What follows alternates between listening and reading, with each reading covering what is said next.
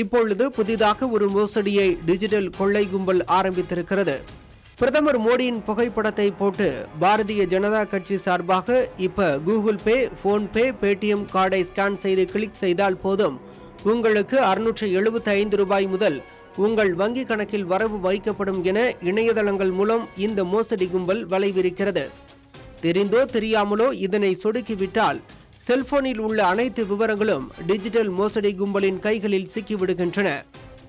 இந்த மோசடி நடக்கும் விதம் குறித்து விவரிக்கிறார் சைபர் குற்றத்தடுப்பு வல்லுநரும் வழக்கறிஞருமான கார்த்திகேயன். அது இன்ஸ்டால் பண்ண உடனே உங்கள் காண்டாக்ட் லிஸ்ட்டு, கால் லாக்ஸ், அதே மாதிரி உங்கள் கேலரியில் இருக்க ஃபோட்டோஸ் இது எல்லாத்தையுமே எடுத்துக்கும்.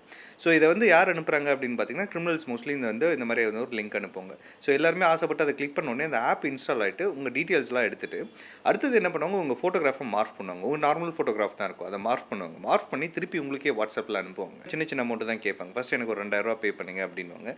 நீங்கள் பயத்தில் ஓகே நான் இது யாருக்கும் ஷேர் பண்ணக்கூடாது அப்படின்னு நினச்சிங்க அப்படின்னா உடனே பே பண்ணிவிடுவீங்க. பே பண்ணும்போது என்ன ஆகுது அப்படின்னா, ஓகே நீங்கள் பே பண்ணுறீங்க, உங்களை மிரட்டினா பணம் கிடைக்கும் அப்படின்றத கிரிமினல் நல்லா புரிஞ்சுப்பாங்க. புரிஞ்சுட்டு அடுத்தது என்ன பண்ணுவாங்க, திருப்பி இன்னொரு 5000 கொடுங்க, 10,000 கொடுங்கன்னு சொல்லிட்டு லட்சக்கணக்கில் வாங்கின கேசஸும் இருக்குது.